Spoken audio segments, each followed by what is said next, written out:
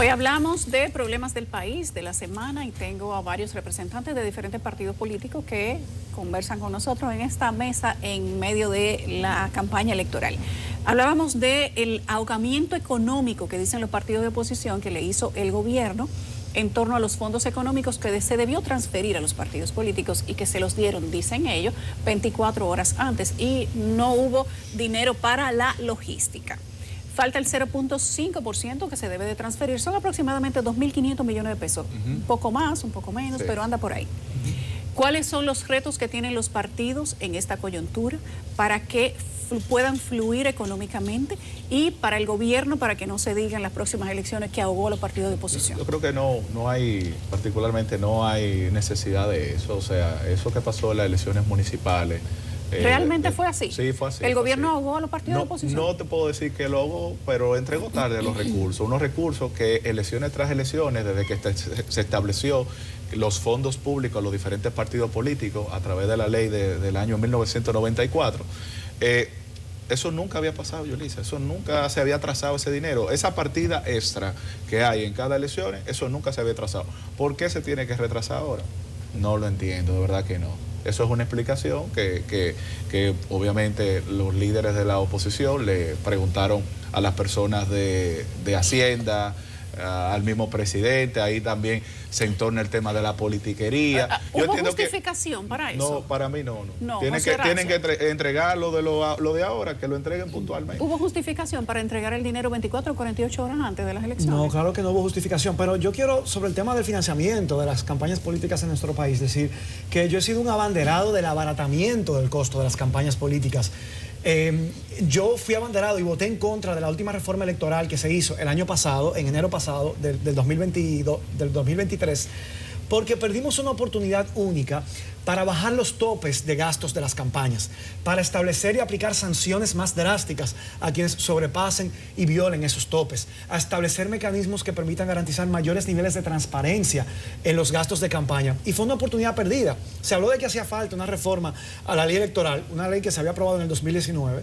4 años después se logra aprobar esa reforma, y fue una reforma que yo definí en su momento como una reforma insulsa, como una reforma sin sabor, como una oportunidad perdida, porque ahí pudimos haber logrado bajar los topes. ¿Cómo es posible que un aspirante a diputado en mi circunscripción, la número 1 del Distrito Nacional, entre la pre-campaña y la campaña, puede gastar más de 50 millones de pesos para promover sus aspiraciones? Lo recupera. La pregunta del millón es si un diputado se lo gana, recupera con los salarios 50 millones de pesos. Mira lo de los regidores, 22 millones de pesos. ¿Y cuánto se ganan en los 4 años? No, un regidor lo que gana son 125,000 pesos al mes, Yulisa, y 22 millones el tope, 43 pesos por cada elector. Es una locura. Pareciera una cosa como más romántica que otra cosa, porque trabajando de manera seria, honesta, comprometida, haciendo buena política, eso no hay manera de recuperarlo. Entonces tenemos que mandarle un mensaje al país, y lo que yo siento es que, claro, esas son unas reglas de juego y un sistema que siempre le conviene al que está en el ejercicio del poder en ese momento. Antes le convenía al PLD durante 16 años, fue muy difícil que pudiera salir del poder porque precisamente esa dinámica les convenía. Tuvo que venir todo un movimiento, una división interna, un movimiento ciudadano como el de la Plaza de la Bandera, para provocar una crisis que permitió su salida. Pero ahora se posiciona con las mismas prácticas de antes, clientelares, usando los recursos públicos, imponiendo y avasallando con dinero, imponiendo que incluso familiares de altos dirigentes públicos que administran fondos públicos sean candidatos, para entonces el gobierno de turno imponer su Congreso. Nosotros somos coherentes. Criticamos cuando el PLD decía, el expresidente Medina decía, yo necesito mi Congreso, y ahora vemos al presidente Abinader encaminado a buscar su Congreso. Nosotros entendemos que para poder tener un Congreso, simplemente porque tiene la decencia y los buenos asesores para no decirlo, pero nosotros necesitamos un Congreso del pueblo dominicano que vaya a defender los intereses del pueblo que le votó y no del partido o gobierno de turno en el ejercicio del poder. Y eso es lo que nosotros no tenemos. Y yo tengo ejemplos muchísimos que, si daría el tiempo, me pondría a citar, de circunstancias en las que votar de una manera significa estar del lado de la gente y del pueblo que te eligió. Votar de otro significa estar del lado del gobierno, que tiene otros intereses que no necesariamente siempre van conectados con lo que conviene a las grandes mayorías. Por eso mi deseo de que en estas elecciones de mayo surja un Congreso más plural, más equilibrado, que no sea controlado por una sola fuerza política, no importa que sea de oficialismo o de oposición, para poderle hacer un mejor servicio al país, claro, para que el Congreso pueda hacer para que haya equilibrio. Pero no solo eso, que hagan la labor de fiscalización. Pasamos de una mayoría morada, que yo lo criticaba muchísimo, morada o verde, a una mayoría blanca con azul. Lo mismo. Un Congreso que todo el mundo es ahí. Quisiera... Antes de que tú te defiendas, porque tú eres representante del gobierno aquí, estamos claros. ¿Cuánto tú gastaste en tu campaña a regidor? 2.056.000 pesos. Y se puede. Y se puede. Se puede. 2.056.000 pesos, está transparente en mi Instagram y en mis redes sociales. José Horacio, ¿cuánto tú gastaste en tu campaña de diputado? En el 2020. Estas son más caras las de diputado. Sí, sí. Menos de 5 millones de pesos, 4 y pico. Y pudiste que en la lograrlo. Circunscripción 1. Siendo de un partido pequeño. De un partido pequeño, el estándar que se entendía que hacía falta de presupuesto por una campaña se hablaba de 20 millones como mínimo. Y nosotros, con una cuarta parte de eso, pudimos ser el diputado más votado de la circunscripción en las elecciones pasadas. Y para si yo saco las proyecciones, creo que será similar los gastos de esta campaña, a pesar de que todo ha subido.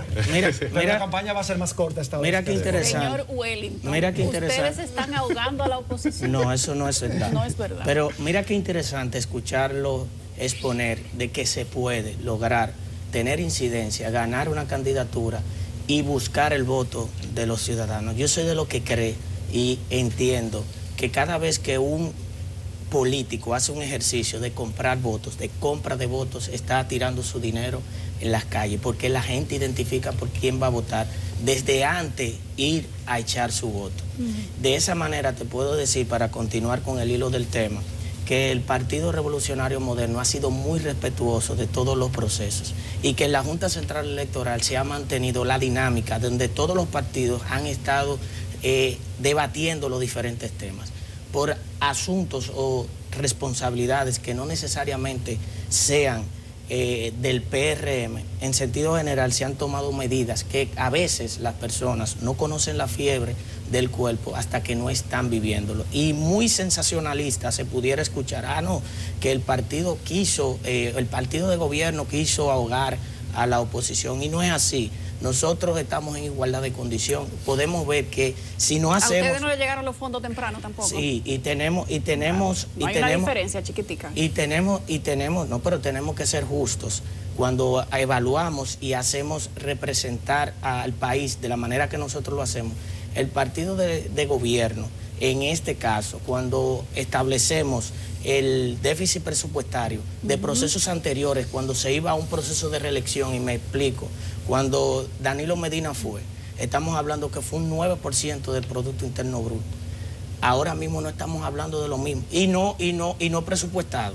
O sea, que estamos hablando de que en ese momento, de ese entonces, estamos hablando de 200.000 millones de pesos y que fueron filtradas informaciones. Mira, al Partido Revolucionario Moderno, que también fue, queremos decir, en igualdad de condiciones económicas a las elecciones de medio término, también le hizo falta que le depositaran los fondos a tiempo. Nosotros hicimos una dinámica que, gracias a Dios, en torno a la organización del partido, nosotros pudimos llevar nuestra gente a votar.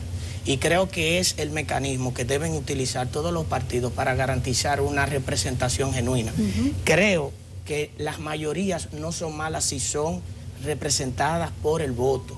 Creo que la democracia es la que permite que un partido, en sentido general, postule diferentes actores y que esos actores, con el voto popular, entonces ganen. Porque realmente a veces se establece que el Partido Revolucionario Moderno arrasó. Es evidente que los partidos influyen, pero las personas que llevan los partidos también influyen mucho en la decisión del electorado de votar. No porque yo sea del oficialismo y que la sociedad interprete debe de haber un balance. Si hay un perfil que dentro del PRM tiene esas características, nosotros no podemos decir que por el hecho de ser del PRM va a ser un sello gomígrafo. Nosotros estamos viendo que el PRM y el presidente Luis Abinader, en sentido general, ha sabido respetar criterios y han visto también cómo nosotros hemos podido tener un gobierno que responde diferente cuando hay acciones de abuso de recursos del Estado. Este gobierno ha dado realmente lo que es una muestra de cuidar los recursos del Estado en cabeza del presidente Luis Abinader. Wellington, estábamos dudosos de su capacidad discursiva porque no sabíamos, pero usted está bien. Bien, muy bien los tres. Tenemos que despedirnos, se nos ha acabado el tiempo. Volvemos la próxima semana, hablaremos de otros temas que impactan la realidad nacional. Todavía estaremos hablando de Haití, penosamente, pero veremos cuál es la situación para la semana que viene. Gracias a todos, Wellington Grullón, el señor Félix Pacheco aquí, regidor de todos nosotros, el diputado de la UNO por Alianza País. Opción democrática. Era para ver si era probándote. Casi a 29. Era probándote. Los tres han sido mis invitados esta noche para discutir temas políticos, pero que impactan en el país completo. Gracias.